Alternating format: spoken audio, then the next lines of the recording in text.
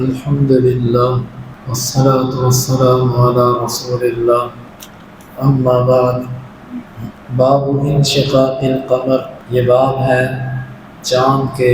دو ٹکڑے ہو جانے کے بارے میں۔ امام بخاری کہتے ہیں مجھے بیان کیا عبداللہ بن عبد الوہاب نے، وہ کہتے ہیں ہمیں بیان کیا بشر بن المفضل نے، وہ کہتے ہیں ہمیں بیان کیا سعید بن ابی عروبہ نے، وہ قتادہ سے، وہ انس بن مالک رضی اللہ عنہ سے، ان اہل مکہ سألوا رسول اللہ صلی اللہ علیہ وسلم، مکہ والوں نے اللہ کے رسول صلی اللہ علیہ وسلم سے سوال کیا، ان یریہم آیا، کہ آپ انہیں کوئی نشانی دکھائیں، فأراہم القمر شقتین، آپ نے ان کو دکھایا چاند دو ٹکڑے، حتی رأوا حراء بینہما، یہاں تک کہ انہوں نے حراء پہاڑ کو ان دو چاند کے ٹکڑوں کے درمیان دیکھا۔ امام بخاری کہتے ہیں ہمیں بیان کیا عبدان نے، وہ ابو حمزہ سے، وہ اعمش سے، وہ ابراہیم سے، وہ ابو معمر سے، وہ عبداللہ رضی اللہ عنہ سے، وہ کہتے ہیں انشق القمر ونحن مع النبی صلی اللہ علیہ وسلم بمنا، چاند دو ٹکڑے ہوا اور ہم اللہ کے نبی صلی اللہ علیہ وسلم کے ساتھ تھے مینا میں، فقال، بس آپ نے فرمایا اشہدوا، تم گواہ ہو جاؤ، وذهبت فرقة نحو الجبل، اور اس کا ایک ٹکڑا پہاڑ کی طرف چلا گیا، وقال ابو ضحیٰ، ابو ضحیٰ کہتے ہیں مسروق سے، وہ عبداللہ سے، انشق بمکہ، مکہ میں دو ٹکڑے ہوا، اور اس کی مطابقت کی ہے محمد بن مسلم نے ابن ابی نجیح سے بیان کرنے میں، وہ مجاہد سے، وہ ابو معمر سے، وہ عبداللہ سے۔ امام بخاری کہتے ہیں کہ ہمیں بیان کیا عثمان بن صالح نے، وہ کہتے ہیں ہمیں بیان کیا بکر بن مضر نے، وہ کہتے ہیں مجھے بیان کیا جعفر بن ربیعہ نے عراق بن مالک سے، وہ عبید اللہ بن عبداللہ بن عتبہ بن مسعود سے، وہ عبداللہ بن عباس رضی اللہ عنہما سے، ان القمر انشق علی زمان رسول اللہ صلی اللہ علیہ وسلم، چاند اللہ کے نبی کے صلی اللہ علیہ وسلم کے زمانے میں دو ٹکڑے ہوا۔ امام بخاری کہتے ہیں کہ ہمیں بیان کیا عمر بن حفص نے، وہ کہتے ہیں مجھے بیان کیا میرے والد نے، وہ کہتے ہیں ہمیں بیان کیا اعمش نے، وہ کہتے ہیں ہمیں بیان کیا ابراہیم نے ابو معمر سے، وہ عبداللہ رضی اللہ عنہ سے، وہ کہتے ہیں انشق القمر،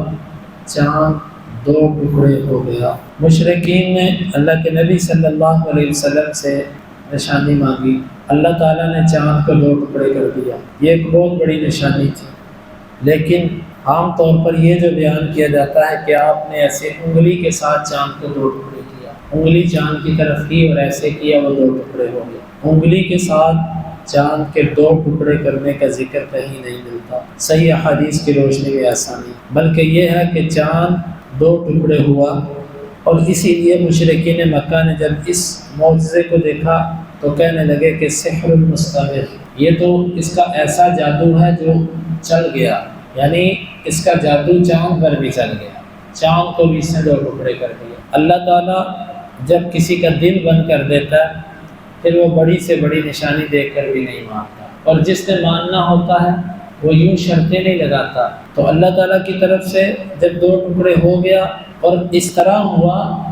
کہ ایک ٹکڑا چاند کی دوسری طرف چلا گیا، حراء پہاڑ ان کے درمیان آ گیا واضح طور پر، تاکہ کسی کو ابہام نہ رہے، حتیٰ کہ یہ بات دیگر مکے کے باہر کے علاقوں میں بھی نوٹ کی گئی۔ تاریخ کے اندر لکھا ہے،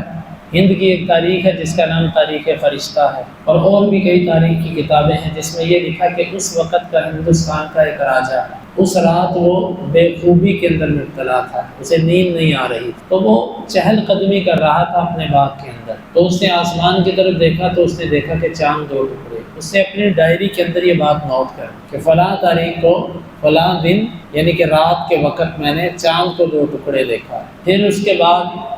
صدیوں بعد جب تاریخ کھلی، ہند کے اندر اسلام آیا، وہ سورۃ القمر جس کے اندر یعنی انشقاق قمر کا واقعہ ہے، اس کا تذکرہ، احادیث کا تذکرہ، اور پھر وہ ہندو راجے کی وہ لکھی ہوئی بات جو اس کی تھی اس وقت کی، یہ سب چیزیں ملائی گئیں تو کڑیاں ایک دوسرے سے مل گئیں۔ تو دیکھیں یہ اللہ تعالیٰ کی طرف سے معجزہ تھا جو پوری دنیا پر ظاہر ہوا، لیکن چونکہ مکے والوں کے مطالبے پر تھا اس لیے اس کا تذکرہ یہاں پر کیا گیا۔ اللہ رب العالمین سے دعا ہے اللہ تعالی ہمیں ان احادیث پر ایمان لانے کی اور سمجھنے کی توفیق عطا فرمائے۔ اللہم انفعنا بما علمتنا وعلمنا ما ينفعنا وزدنا علما وآخر دعوانا ان الحمد للہ رب العالمین۔ حدیث نمبر 3868، 69، 70 اور 71، 4 احادیث۔